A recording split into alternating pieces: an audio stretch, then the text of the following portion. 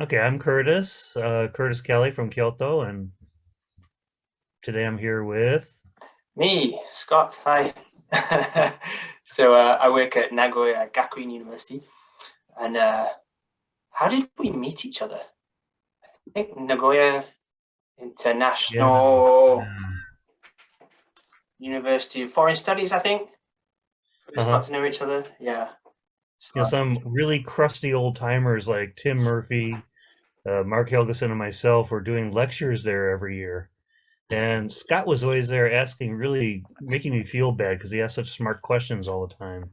So we just kind of became friends in there and started working on SIG stuff together and our the think tanks. Yeah. Um, we produce our one of our editors is here and one of our main contributors, Carolyn. Yeah, two of our main contributors, Heather and Carolyn. But we produce this magazine called the Mind Brain Ed Think Tanks, and it's free. So if you're not subscribed, please do so. It connects brain sciences, psychology, neuroscience to language teaching. And I'll drop the link into the chat too, Already and done, we'll Curtis. just do it again later. Oh, thank you very much. Carolyn, I'm so glad she's here. I'm so glad she's okay. So, about a year ago, or 2 years ago, everybody started using Zoom. And this article came out about Zoom fatigue. And I'm sure we all felt it, that teaching a Zoom class or using Zoom was even more tiring. You felt more tired afterwards than you did by teaching a class live. And I'm just going to ask you a question to think about. You can type an answer in the chat or not, but why? How about you, Scott? You said you had kind of an interesting experience with that. In my case, I said I felt a lot of Zoom fatigue at the beginning, but after a while, I seemed to adapt and didn't feel it so much. But Scott, what about your case? Well, actually, I was thinking about that after we had the conversation. I don't want to. I don't want to kind of give too much away, but I think the reason I had the opposite, where it got more tiring, was that it got more tiring over time rather than less. Was that students stopped using their cameras, and I think I kind of got it. Kind of made me switch off a little bit because like there was no connection. I think Well, that's that's probably a good. kind of what was doing it. Yeah. So you felt more like a kind of more like an emotional kind of stress of not having anybody to look at. That's I've Yeah. never heard Exactly. that Yeah. before. That's interesting. Yeah. Black hole teaching. Okay, well. Anyways, again, please type something in the chat if you this rings a bell with you. We'll get back to this later, but really, we're going to ask another question here. What factors increase learning in the classroom? And of course, there's millions. But please type them in the chat or unmute and speak. We'd like to get start collecting some ideas on that. Yeah, any ideas were okay. There are no wrong answers. Right. How about Timothy? You've been around for a while. Students envision futures. Interesting. Interested in the topic you're covering. Yeah, okay. Yeah, how students think about their future. That's a key issue, I think. Could you explain that a little bit more, how they think about their future? That's interesting. Some of them feel in the future they're going to be using English. They can imagine themselves working for an international company or living abroad. Other students feel that English has nothing to do with their life. It's just a requirement that I think the idea of agency, like there is something that's done to them. Some of them are taking it as a required subject. But if you can connect it to a possible future, then they get more engaged. So in other words, making whatever they're studying meaningful for them. Of course, excellent. Right. And we've got lots of interesting answers. We got one from Nordico, self-efficacy. Yeah. Nordico, could you explain a little bit what you mean? Hello, can you hear me? Yeah, Mhm. I'm sorry, the camera is off. no problem. But what I mean is that when they feel that they are able, they seem to be enjoying the class, joining the class. So that's why I wrote self-efficacy, so they can feel they can do it. Okay. Yeah, Because basically I feel that many Japanese students feel less confidence in speaking English, even though they are speaking English. So if I say you are doing well, then they become confident and start to speak more and more. Yeah, of That's why course. I said that. The personal risk and self-efficacy, absolutely. Yeah. And Tetsuya and Minai and I guess Sam too. We can count Sam in there. All feel that the social interactions, the relationships are important. Of course, that's why we're here today. If you saw our title, but yeah. Oh, we got more comments here. Please share the comments. Feel free to A lot reply of to people are people. talking about kind of relationships and human connection. I see coming up a lot. Yeah. So Scott, you did some internet research on, what people on, in the internet say about what makes a good class. Could you tell us? We think it's a social brain, by the way, and we think relationships are important part. That's not the only thing, of course, but we think that's something that tends to be overlooked in the literature. So, and here's a quote from somebody, Johnson, I think it was: academic and social emotional benefits, the things that you are, do not operate in isolation. And basically everything that you wrote in the chat was social or emotional benefits, self-efficacy or feeling that's meaningful for their futures. So yeah, good job. I think you're ahead of the Maybe they know curve. what we're going to tell them already. So yeah, if you Google search what makes a great English lesson, you'll probably see these kind of things.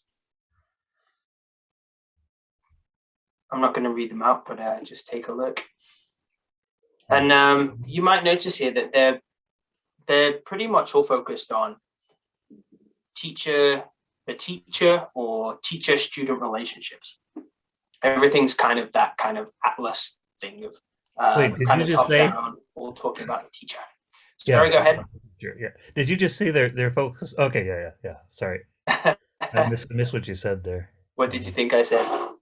They're all focused on teacher and student relationship. Okay, I get it. Yeah. And here's another one. If we zoom in a little bit, what makes a good speaking class? Again, we see the same kind of stuff. They're talking about like traits or how the teacher interacts with students, that kind of thing. But not a lot about social brain and student relationships.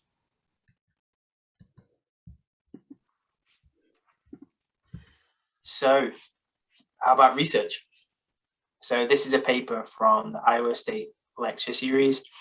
So you can see they talk about teachers as being, certain traits, same for students, attitudes and behaviors, showing enthusiasm, using what the professor shows them, working hard, that kind of thing. Yeah. So again, kind of a lack of social brain thinking.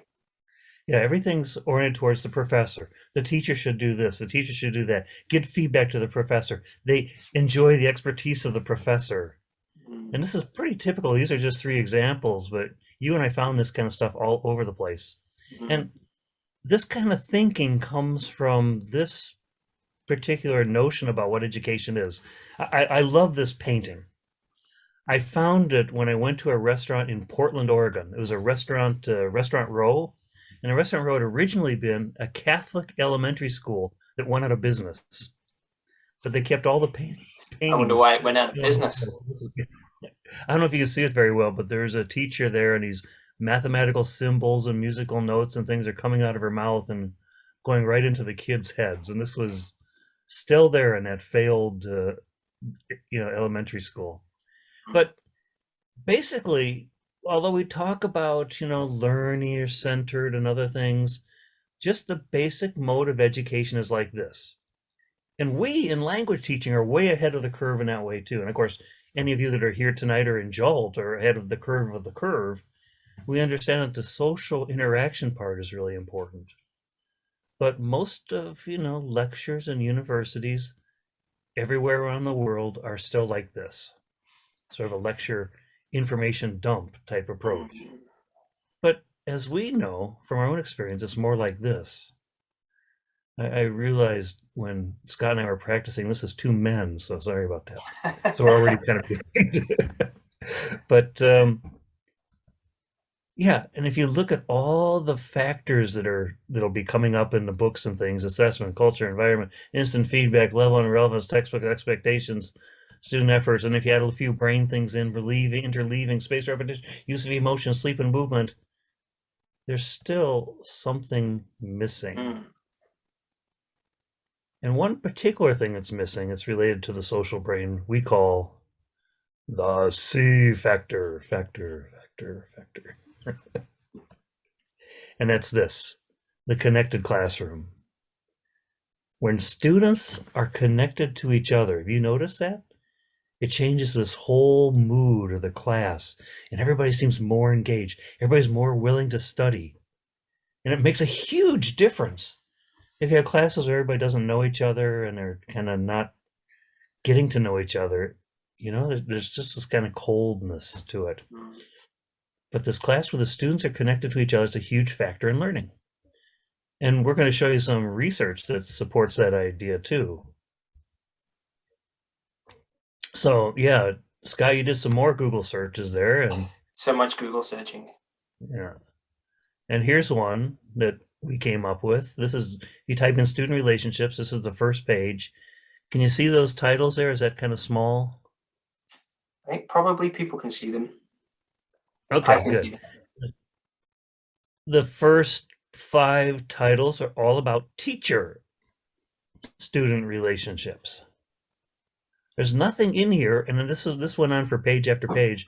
There's nothing about student-student relationships in the literature.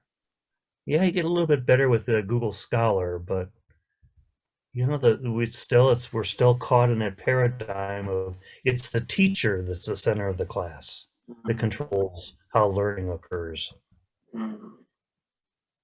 Now, though, we'd like you to throw some ideas into chat because you already seem to be into this.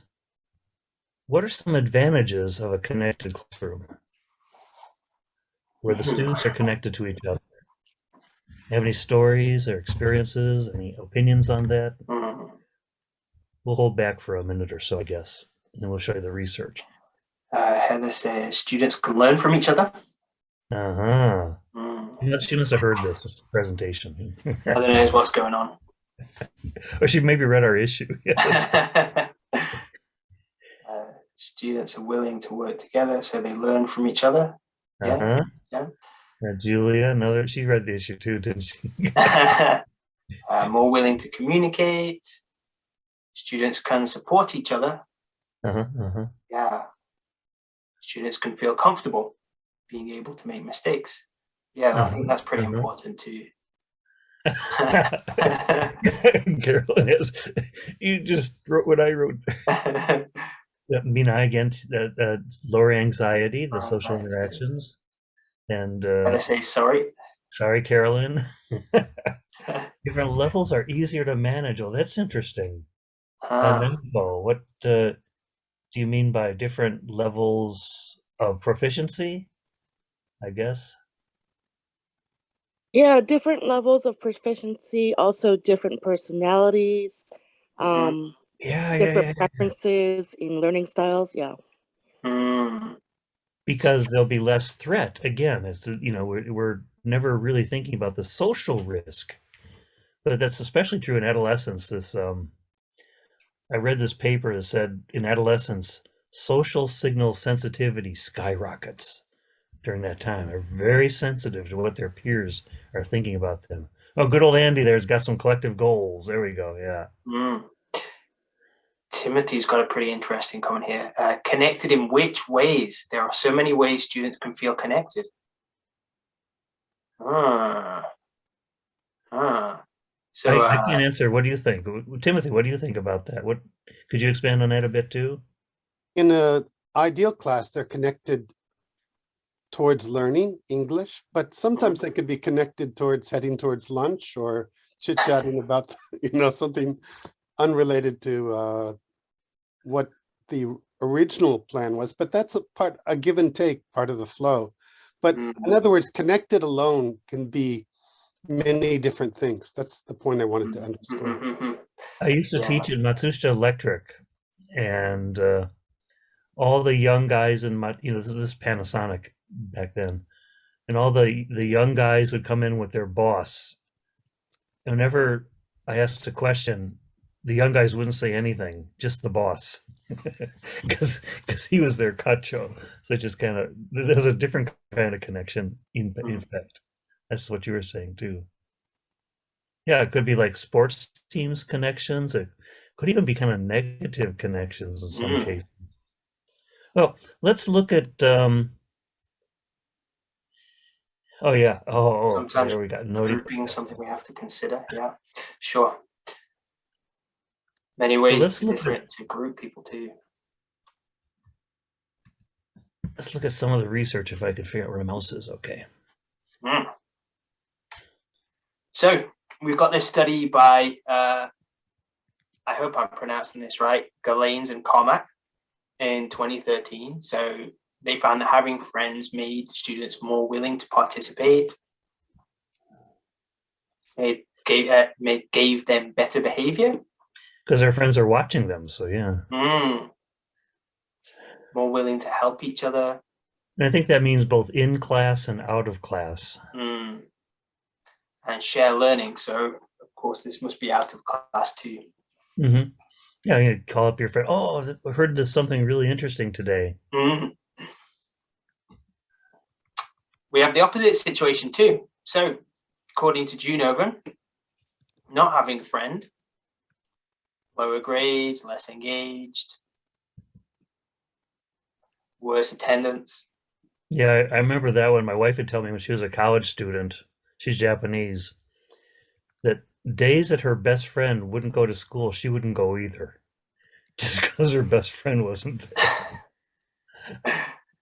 Poor working memory, struggle to focus sometimes. So again, yeah, this is Julia's area. The cognitive load kind of gets shifted around. And an overall decline in mental health. Wait a minute. Decline in mental health if you don't have a friend? That seems a bit strong. I guess you feel a little bit uneasy, but well, maybe it's not. I was reading up on student levels of depression when we did our depression issue. And there seems to be this dark year that occurs. It's not really a year, it's a 12-month period. Normal rates of depression for high school students and university students is about 5.6%. There's some studies at the bottom that were reporting something like that. But there's this one 12-month period when it shoots up to 20%. And that means going from 5 to 10% for male students. But for female students, it goes up to 30% during this 12-month period. And let's see. If anybody has any ideas about, oh, sorry. Yeah. Go ahead. No, sure, go ahead. So what do you think this 12-month period is? Please type it in the chat. And, depression is important because suicide is a top cause of student death. One study found that only 19% of students who committed suicide went to the counseling center.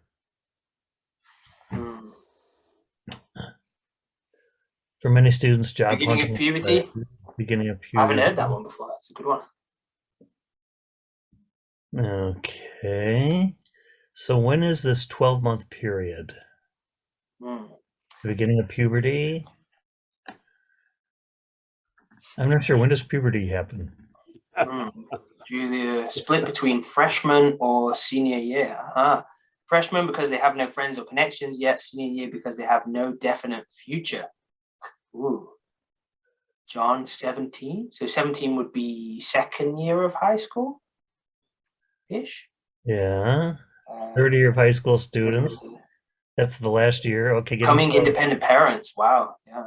I'll give you a hint. Especially if you're students. Not a year exactly. It's a 12-month period. And some people have hit on half of it. Like the third year of high school. Well, I guess that gives it away, doesn't it? The first year of university. Exactly.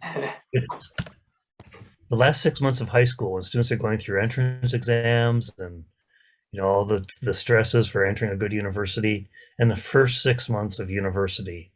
When you arrive in this examination hell, yeah, somebody said.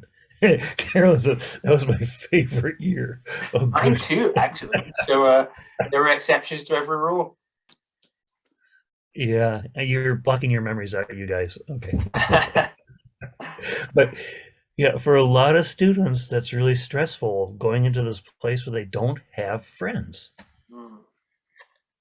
And so first year students, somebody was writing before that first year students have this like social need, and that's it exactly.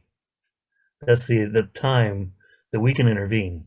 And by the way, 2 of the studies below said what can prevent depression in students. Well, number 1 is having friends.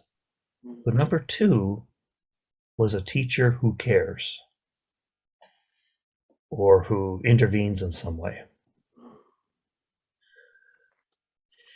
So not having a friend, decline in mental health, we can also add more likely to commit suicide. So for the sake of learning too, well-being is a part of learning. So we need to engender classes like this. Are these your students, Scott? Why aren't they wearing masks? I apologize. Usually they would be. There'd usually be more of them too. This is well, they're all absent too. That's probably they're absent because they all have Omicron, so I get it. Okay, this is all pre-pandemic photo. Yeah. So if we go back to that list of all the things that can make a great teacher, right at the top there, maybe what we should really be having is this. Number 1, can engender a connected classroom.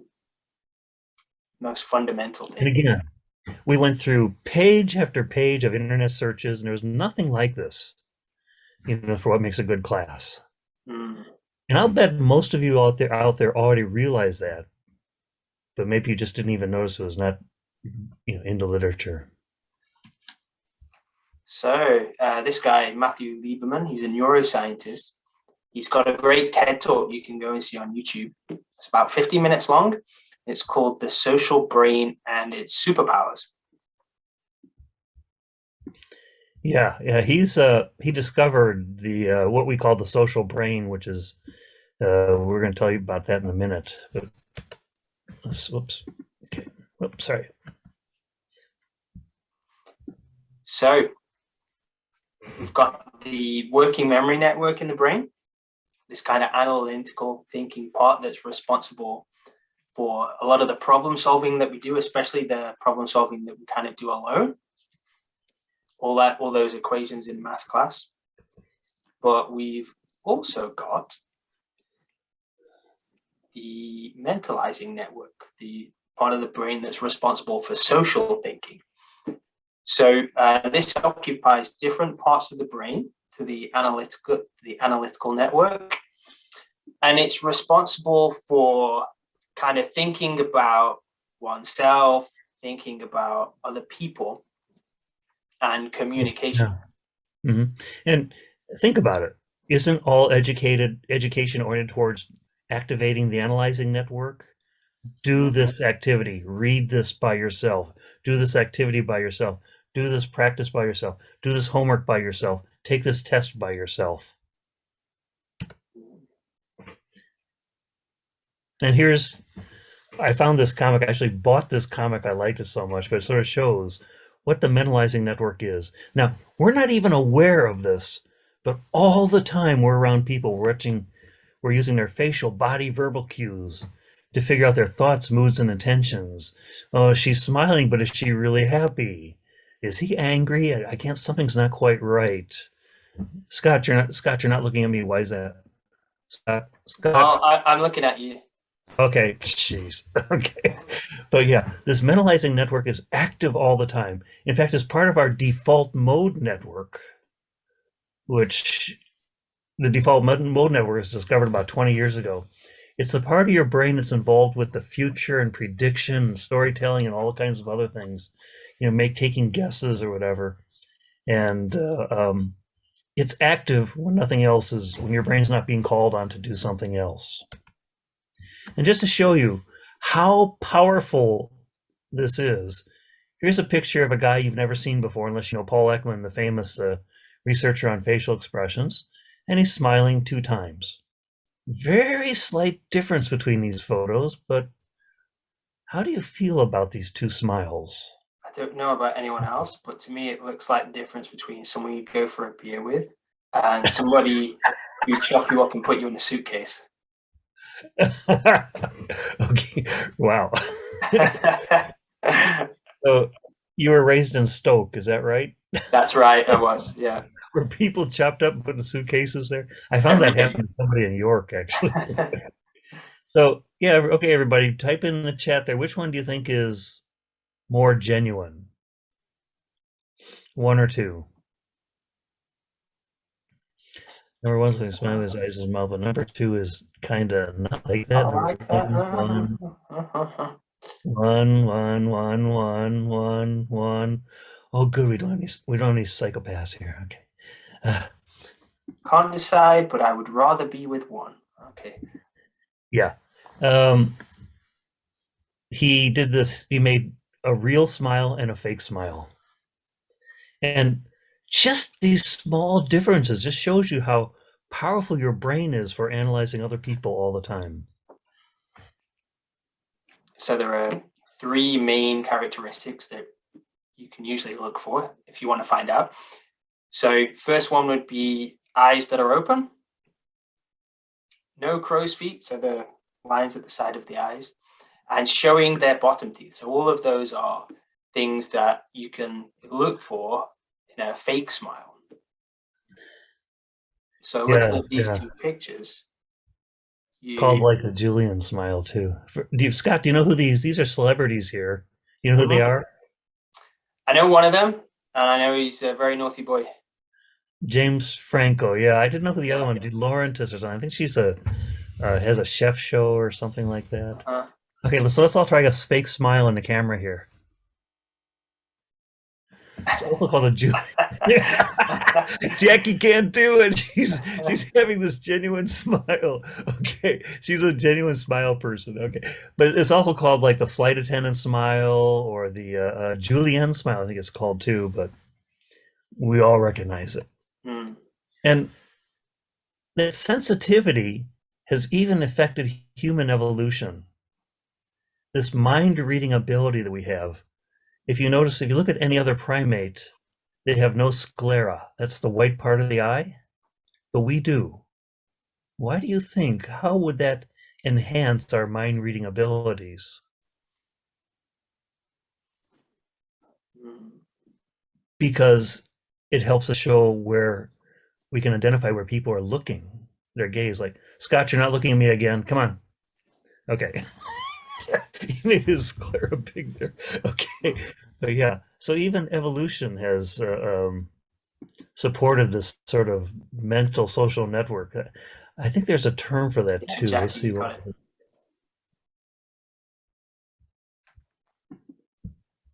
This was actually discovered. It's called the hypothesis of the cooperative eye was proposed by a Japanese team at Max Planck Institute in 2001. Whoops. So the mentalizing network is constantly involved in construal. Now let you read this yourself.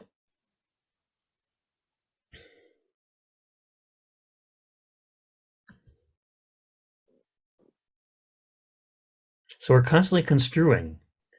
And if I'd known Carolyn was here, I'd put up her picture instead of his. Because she's definitely going to think the same thing. And this is part of the brain that's called predictive processing that we love. And Carolyn, Stephen, and a few other people are really into this, myself included, really into this part of brain research, that our brains are really prediction machines. What we're doing is not processing the environment, we're predicting everything all the time. Okay. So it's no big surprise that we might get Zoom fatigue. So we're always scanning, looking for these kind of like fine movements in people's faces and body language. But when we're online, that becomes much more difficult. You got, fuzzy images, maybe delayed a little bit.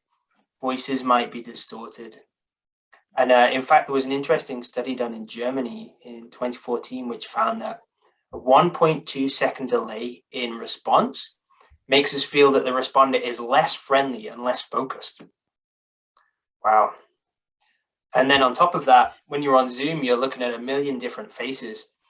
And, you're trying to figure out what everybody's doing. And then one person starts talking and you've got to stop and say, hey, who's talking? So our brains are just kind of going into overdrive during this. So it's really not surprising that people might get tired. And that's why I felt like I got untired. Our brains develop these functions and suddenly nothing's working the way it's supposed to. Okay, Scott, you're looking at me, right? Okay, good. Yeah. So these functions don't work the way they're supposed to. So the brain has to go into overdrive to adapt. And I think it does over time. And that's interesting, Scott, that you said the cameras were off sort of made you feel more lonely. It might have been because you'd adapted to this part of the Zoom fatigue. I wonder. But I always wonder, and here's one of my classes. Is there some kind of Zoom bias going on? Like looking at these three students here, this guy, the whole semester, I just saw the top of his head. You had students like this too, right? I have them keep their cameras on because, again, I'm into the social brain. I don't let my students turn their cameras off unless they give me a reason. And I think that's worked. Amanda Gillis-Furutaka said the first semester she'd give them the choice. But then the second semester, she didn't say you have to, but she urged them to put their cameras on. She said it made a difference. I say it's a requirement. But, if somebody has something they don't want to show, that's okay. Then there's this guy. He's kind of fuzzy, and he looks like he's not paying attention. Actually, he was watching on a pad, watching the class on a pad and reading the textbook there, so he was paying attention. And then there's her. She puts on makeup and does her hair and dresses up and cleans up the room. Naturally, she got the highest grade. But this social brain, I can't remember, is this my slide or yours, Scott? I believe it's yours. Okay, thank you. This social brain, and we often think that animals know how we're feeling, but they really don't know that well. And a good example is that any other group of primates cannot work together in groups of more than 50. Unless they take over the world after the nuclear bomb. What was that movie series? But that's the most that can work together. And chimpanzees, if a strange male sort of comes up to the group and starts interacting with them, they'll kill him. But we... Just like my hometown. That was Stoke, okay. But we have this like super ability to work together in thousands, and even if we go to war, hundreds of millions. I mean, look at Ukraine now. I'm Ukrainian first. Even the Russian speakers, have all banded together for this purpose. And we can watch people from thousands and thousands of miles away, and our mentalizing network is active too. Are these guys really friends? How do they feel about each other? Ooh, look at that look on his face. So we're using this power all the time. And that's why Lieberman says it's our superpower. It is the big thing that makes us different from other animals. Our social brain. Let me give you a little quiz here. Go ahead, type the answers into the chat. What are the 3 largest nations in population?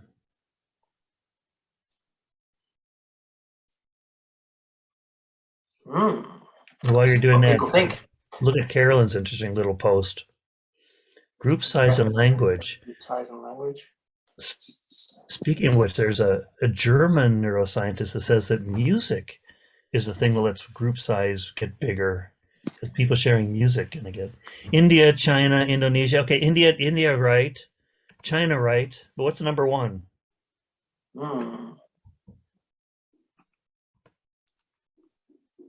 Facebook. Good question. In March of 2018, the number of active users on Facebook surpassed the population of China. And I'll let you read this quote from Matt Lieberman yourself to get the impact of that.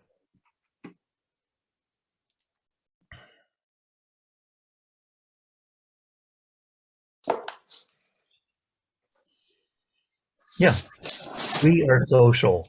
And I think it's interesting too, because we're always worried about our students being so engaged in SNS. We feel like they're ignoring the people around them. But you know, I think you probably felt that sort of cognitive dissonance with that too, because the SNS is a social place for socializing. The weak kind, parasocial, I believe. Mm-hmm. Well, Lieberman says that the social brains are superpower, but he also says we have a kryptonite. For those of you that don't know Superman, kryptonite was this mineral that took away his superpower. And according to Lieberman, our kryptonite is education. Well, I guess we're all fired. So could you tell us about why that happens? Why it's this kryptonite there, Scott? Certainly can, yeah. So the social brain and the analytical brain, they basically act on a kind of seesaw mechanism. So when one is activated, the other is resting. When one is resting, the other is activated. So because of that, if you're doing these kind of analytical things, you're not going to be using your social brain so much. But both can be very good for learning. And in fact, studies have shown that exercise activities that use the social brain can actually result in more learning than analytical type activities. Oh, yeah, that's interesting.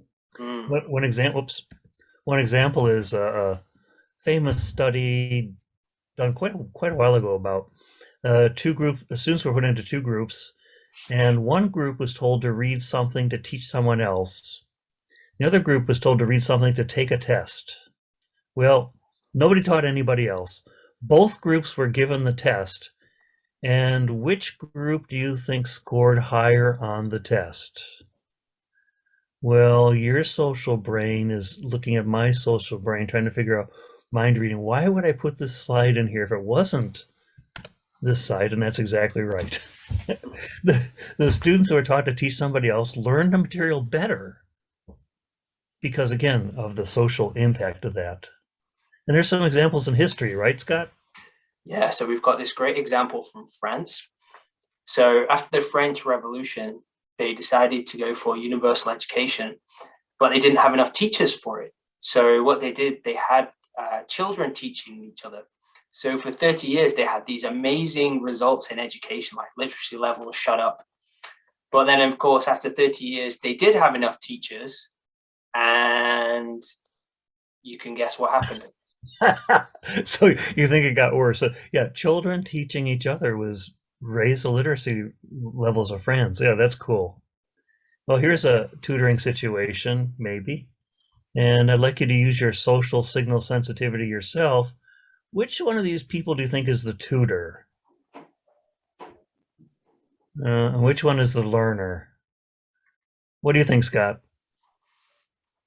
I'm going to fall in the trap. It's the blue one. It's not a trap. That's right. Look, she's giving all these signals that I'm the smart one, and I'm not dressing up. I'm a student. I'm serious about it. The other one, I've seen her in downtown Kyoto at night. Standing out in the street, passing out those pamphlets and come to our bar type stuff. She looks like she might be, the makeup and the hair and that kind of stuff. Yeah, that's that prejudice that I'm displaying is actually part of our mentalizing network, trying to figure out what people are before we actually find out. And I might be completely wrong, but probably the one in blue is tutoring the one in white. Well, Lieberman says, we always have the better students teach the weaker ones, but who should teach whom? If tutoring itself is an act that increases, makes you learn more, maybe it should be the other way around. Maybe the weaker students should be teaching the stronger ones. Which would be really interesting in the classroom. Yeah.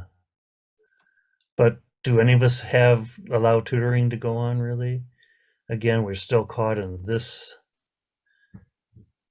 traditional thinking about teaching and not that. But maybe we could do this, even in online classes. Maybe we could use the social brain more. So now, Scott. Okay, so we're going to split off into breakout rooms. So we have this question for you. How can we utilize the social brain in English classes, both online and in the face-to-face classroom? I'm seeing 19 participants right now, 2 of which are us. Okay, participants. I'm looking for the breakout rooms control, and I don't see it in my... I don't think I have the possibility to set up breakout rooms. We're thinking about doing groups of 3. So could we have, let's see, 18 people, 6 rooms? Jackie, will you be going in or will you be staying out too? I can do either, whatever you like, but neither of you have the option of doing breakout rooms yourselves, sounds like. No. Okay. Okay. So, right, I don't see it in my... Jackie, why don't you make Curtis a host temporarily? Okay, yes, I will do that. Curtis or Scott, which one of you wants it? I'll take it, I guess. Okay. I'm not sure. We haven't talked about who's done breakout rooms, but you can still be able to.